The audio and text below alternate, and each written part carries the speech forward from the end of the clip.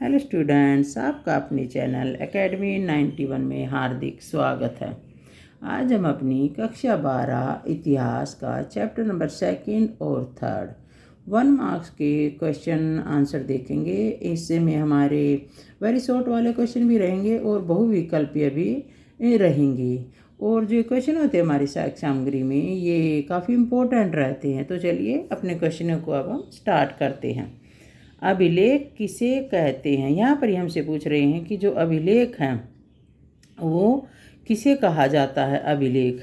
तो हमारा आंसर रहेगा पत्थर अथवा धातु जैसी कठोर सतह पर उत्कीर्ण किए गए पाठन सामग्री को अभिलेख कहा जाता है।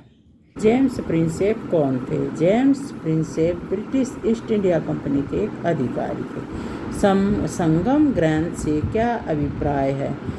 जो तमिल भाषा में जो ग्रंथ लिखे गए वो संगम ग्रंथ कहलाए। अशोक के अभिलेख मुख्यतः किन लिपियों में मिलते हैं? अशोक के जो अभिलेख हैं वो खरोष्टी और ब्राह्मी लिपि में जो वो मिलते हैं। आहत सिक्कों से आप क्या समझते हैं? प्रतीक चिन्हों को आहत करके बनाया जाता है, वो आहत सिक्के कहलाते हैं। अशोक के अभिलेखों की भाषा क्या है? अशोक के जो अभिलेख रहे वो प्राकृत, अरामाइक और ग्रीक भाषा में जो वो लिखे हुए पाए गए हैं। देखिए, भाषा और लिपि ये दोनों अलग अलग होती हैं, ठीक है। लिपि होती है लिखने का तरीका, और जो भाषा जिसे हम बोलते हैं जैसे हिंदी, संस्कृत, इंग्लिश और बहुत सारी जो हमारी भाषाएं हैं तो इनमें ये जो हो ये अलग अलग होते हैं। श्रेणी क्या थी? श्रेणी जो है वो व्यापारियों के जो संघ होता था उनके लिए इस शब्द का प्रयोग किया जाता था। अशोक के सिंह शीर्ष को आज क्यों महत्वपूर्ण माना जाता है? क्योंकि इसे हमारे राष्ट्रीय प्रतीक के रूप में अपनाया गया है। यही कारण रहा है कि जो अशोक के जो सिंह शीर्ष है वो महत्वपूर्ण माना गया है। अगला क्वेश्चन है हमारा, अग्रहार का क्या अर्थ है? अग्रहार जो है ब्राह्मणों को दान में जो भूमि दी जाती थी वो अग्रहार कहलाती थी। जो ब्राह्मणों को दान में जो भूमि देते थे वो भूमि का टुकड़ा अग्रहार कहलाता था। अगला क्वेश्चन है, कनिष्क डैश वंश के सबसे शक्तिशाली शासक थे? कौन थे? कनिष्क जो रहे वो कौन से वंश के सबसे शक्तिशाली शासक जो है वो रहे हैं? कौन सा था? ये था हमारा कुषाण वंश। तो यहाँ पर आपको लिख देना है कुषाण वंश। अगला क्वेश्चन हमारा, ये हमारे बहुविकल्पीय क्वेश्चन जो यहाँ पर आ गए हैं। अब इन क्वेश्चनों जो बहुविकल्पीय जो क्वेश्चन रहेंगे हमारे, इन क्वेश्चनों में मैं सभी ऑप्शन की रीडिंग नहीं डालूँगी। क्वेश्चन की रीडिंग करके और साथ साथ उसका आंसर की रीडिंग कर दूँगी, ठीक है। बाकी ऑप्शन जो है आप उसको अपने आप से एक बार पढ़ लीजिएगा। तो चलिए अपने क्वेश्चनों को करते हैं। जेम्स प्रिंसेप की मुख्य उपलब्धि क्या थी? उसने ब्राह्मी व खरोष्टी लिपि के अर्थ को निकाला था। अगला क्वेश्चन है, इंडिका किताब के लेखक थे? यहाँ पर ये पूछ रहे हैं कि जो इंडिका जो किताब रही, जो पुस्तक रही, वो किसके द्वारा लिखी गई? वो मैक्सनीज के द्वारा लिखी गई थी। जो इसमें रहेगा हमारा गढ़। अगला क्वेश्चन है हमारा, मौर्य साम्राज्य की सैनिक गतिविधि किसके द्वारा संचालित की जाती थी? यहाँ पर ये हमसे पूछ रहे हैं कि जो मौर्य साम्राज्य रहा उसमें जो सैनिकों के कार्य होते थे उससे ये जो कार्य रहे सैनिकों की गतिविधि से जुड़े हुए वो किसके द्वारा संचालित, मतलब किसके द्वारा किए जाते थे? यहाँ पर आंसर रहेगा हमारा का 1 समिति व 6 उपसमिति द्वारा। अगला क्वेश्चन हमारा, धम्म के सिद्धांत की शुरुआत किसने की? यहाँ पर हमारा आंसर रहेगा अशोक ने, क्योंकि जो सम्राट अशोक रहा उसने कुछ नियम बनाए थे जिन्हें धम्म का नाम दिया गया। अगला क्वेश्चन है हमारा, जातक कथाएं किस महापुरुष से संबंधित हैं? जो जातक कथाएं हैं वो महात्मा बुद्ध से संबंधित हैं। अगला क्वेश्चन है हमारा, हर्षचरित की रचना की थी, यानी जो हर्षचरित की जो रचना की गई वो किसके द्वारा की गई? हमारा यहाँ पर आंसर रहेगा बाण भट्ट ने। अगला क्वेश्चन हमारा यहाँ पर है कि सेठी आमतौर पर होते थे। जो ये सेठी जो शब्द है वो किसके लिए जो है यहाँ पर उपयोग किया जाता था? धनी व्यापारी के लिए। अगला क्वेश्चन है हमारा, भारत में सबसे पहले सोने के सिक्के जारी किए थे किसने? कुषाणों ने। जो सोने के सिक्के हैं वो सर्वप्रथम कुषाणों के द्वारा जो है वो आरंभ किए गए थे। अगला क्वेश्चन है हमारा इसमें, मगध की आरंभिक जो राजधानी थी वो क्या थी? वो राजगीर थी, जिसे राजगृह भी कहा जाता है। अगला क्वेश्चन, प्रसिद्ध पुस्तक अष्टाध्यायी की रचना की थी। यहाँ पर इन्होंने डैश दे दिया है कि जो ये पुस्तक रही उसकी रचना जो वो किसने की थी? किसने की थी अष्टाध्यायी की रचना? पाणिनि ने। तो इसका आंसर जो वो भाग का जो है वो बन जाएगा। तो ये थे हमारे बहुविकल्पीय और वन लाइनर जो क्वेश्चन थे अति लघु वाले, वो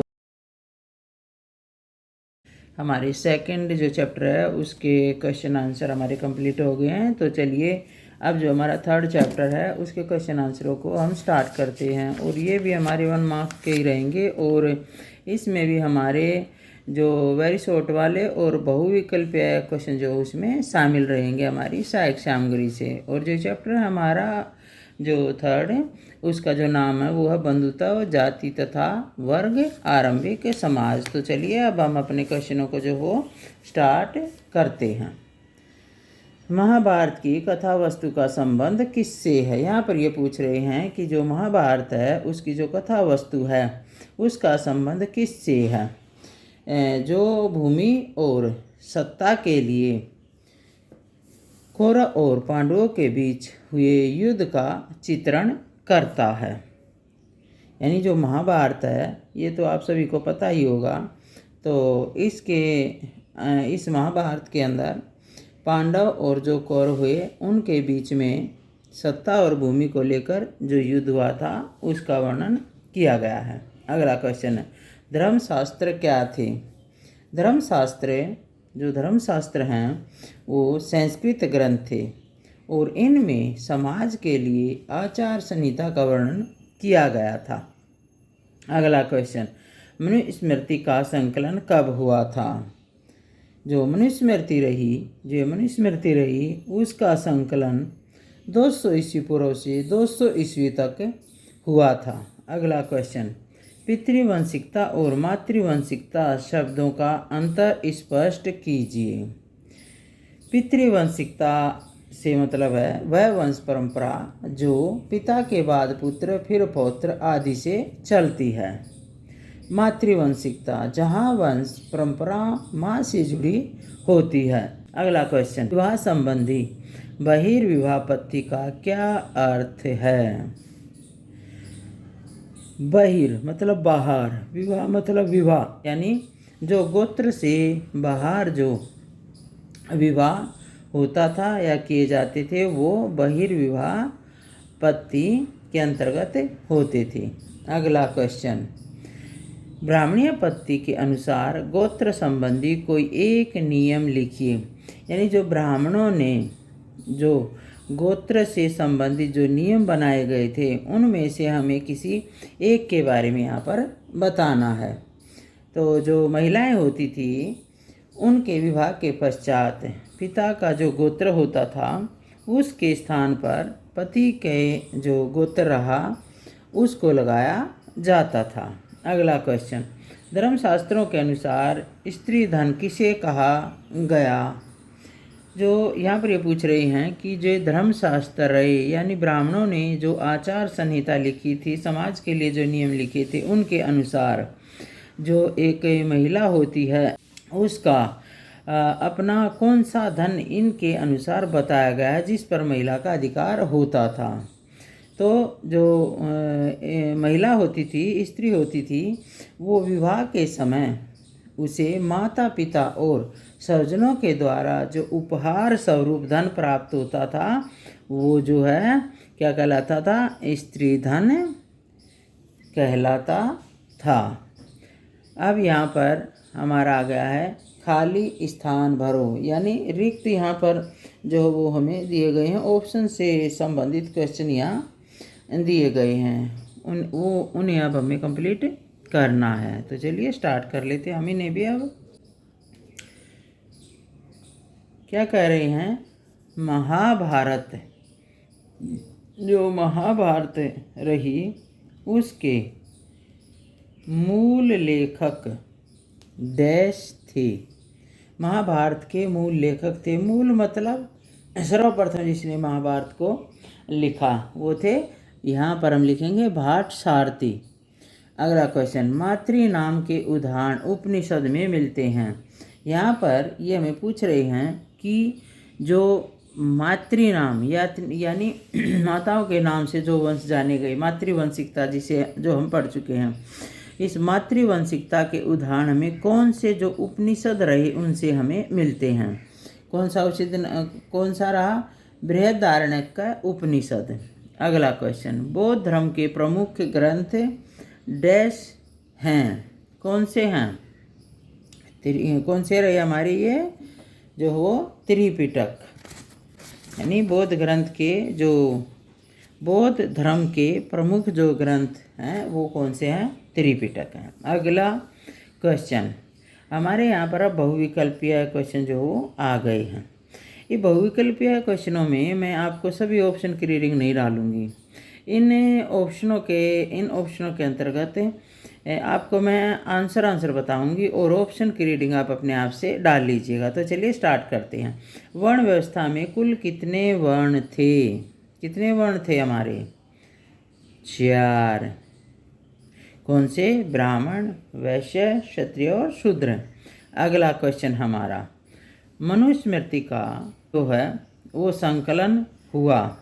ये बोल रहे हैं कि जो मनुस्मृति रही उसका संकलन हुआ, यानी उसका समय पूछ रहे हमसे कब हुआ?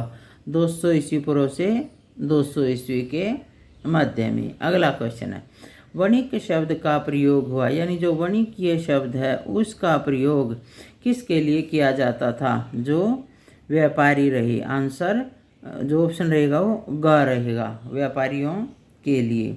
अगला क्वेश्चन है, युग्म सम्मिलित कीजिए। अच्छा, आपके जो क्वेश्चन पेपर होते हैं ना उनमें ये युग्म से संबंधित क्वेश्चन भी आते हैं, ठीक है। और यहाँ पर ये बहुत अच्छा क्वेश्चन दिया गया है। तो चलिए हम इसको एक बार देख लेते हैं मिलान के लिए। सूची 1 और सूची 2।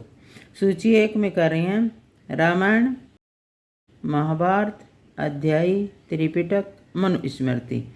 अब सूची 2 में कह रहे हैं बौद्ध धर्म, वाल्मीकि, वेदव्यास, धर्मशास्त्र और पाणिनि। अब जहाँ जो ये सूची 1 दी गई है हमें इसका सही मिलान सूची 2 में करना। जैसे जो रामायण रही उसकी रचना किसने की? वाल्मीकि ने। महाभारत जो रही उसकी रचना किसने की? वेदव्यास ने। अष्टाध्यायी जो है वो किसने लिखा? पाणिनि ने। त्रिपिटक क्या है? ये हम अभी थोड़ी देर पहले भी अपने क्वेश्चन में पढ़ चुके हैं, बौद्ध ग्रंथ रही ये हमारी। और मनुस्मृति क्या है? मनुस्मृति एक धर्मशास्त्र है जिसमें आचार संहिता जो है वो जो कि एक आचार संहिता है, जो समाज से जुड़े हुए नियम जो है जिसमें लिखे गए। जो 14वां क्वेश्चन है उसका आंसर हमारा रहेगा यहाँ पर ऑप्शन का। तो चलिए नेक्स्ट क्वेश्चन करते हैं। कर्म दर्शाइए। कर्म दर्शाइए। 500 से 200 ईस्वी पूर्व प्रमुख धर्म सूत्र। 300 ईस्वी भरत मुनि का नाट्य शास्त्र। 500 ईस्वी पूर्व संस्कृत व्याकरण अष्टाध्यायी।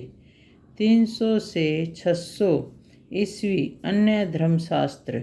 ये हमें अब क्रमबद्ध तरीके से लगाने हैं, यानी समय के अनुसार, कि जिस तरह से यहाँ पर दो चीज़ें यहाँ पर दी गई हैं हमें। एक तो ईस्वी पूर्व दिया गया है और एक हमें ईस्वी दी गई है। जैसे एक तो हमें यहाँ पर इन्होंने ईस्वी पूर्व दिया है, दूसरा इन्होंने यहाँ पर हमें ईस्वी दिया। तो पहले हम सबसे पहले क्या करेंगे, अब यहाँ जो होगा वो इस तरफ जो ज़्यादा जो संख्या रहेगी वो यहाँ से स्टार्ट कर देंगे हम अपनी इस लाइन से, और फिर हम कम के क्रम में लिखते चले, क्योंकि जो ईस्वी पूर्व का जो समय होता है वो घटते क्रम में हमारा होता है। तो चलिए पहले हम ईस्वी पूर्व वाले ऑप्शन इसमें देख लेते हैं। ईस्वी पूर्व वाले ऑप्शन कौन सा है, एक तो हमारा थर्ड है 500 ईस्वी पूर्व संस्कृत व्याकरण अष्टाध्यायी। तो यहाँ हमारा जो सर्वप्रथम जो हुआ हमारा थर्ड ऑप्शन आ जाएगा, ठीक है। और फिर हमारा इससे ईस्वी पूर्व का और कौन सा है, फिर हमारा 500 से 200 ईस्वी पूर्व का प्रमुख धर्मशास्त्र। फिर हमारा ये आ जाएगा, यहाँ पर घटते क्रम में होता है ना ये, तो जैसे 500 के बाद 400, 300, 200, और इसके आगे अब हमारा हमें दिया गया है ईस्वी। तो ईस्वी जो होता है वो हमारा बढ़ते क्रम में लिखा जाता है। जैसे यहाँ पर क्या दिया, 300 ईस्वी भरत मुनि का नाट्य, तो थर्ड हमारा यहाँ पर हम 300 ईस्वी लगा। जैसे यहाँ पर हम क्या लगेंगे, 100, 200, 300, 400, 500। और अगर आप अगर देखेंगे तो जिस तरह से अब ईस्वी चल रहा है हमारा, तो वो कौन सा है, जैसे 1924, फिर हमारा 1925, फिर हमारा 1926, यानी जो ईस्वी होता है वो बढ़ते क्रम में लिखा जाता है और ईस्वी पूर्व जो होता है वो घटते क्रम में लिखा जाता है। तो यहाँ पर हमारा जो थर्ड ऑप्शन रहेगा वो 300 ईस्वी पर भरत मुनि का नाट्य रहे। तो चौथा हमारा कौन सा बच गया, फिर जो हमें चौथा ऑप्शन यहाँ पर डालना है वो हमारा बच गया 300 से 600 ईस्वी पूर्व, यानी 300 के बाद 400, 500, 600। तो हमारा ऑप्शन इसमें क्या रहेगा, इसका आंसर क्या आ जाएगा हमारा इसमें, तो हमारा आंसर इसमें आ जाएगा जो यहाँ पर इन्होंने हमें ऑप्शन दिए हुए हैं आंसरों के लिए, तो उसमें आएगा हमारा ये कौन सा, घ। अगला क्वेश्चन देख लेते हैं। निम्न में से उचित क्रम चुनिए। यहाँ पर भी जो जिस तरह से ये कार्य हुए हैं उसी क्रमबद्ध तरीके से हमें इनको यहाँ पर लगाना है। खगोल व गणित पर आर्यभट्ट का काम, महाभारत का समालोचनात्मक संस्करण, चरक के ग्रंथ, त्रिपिटक।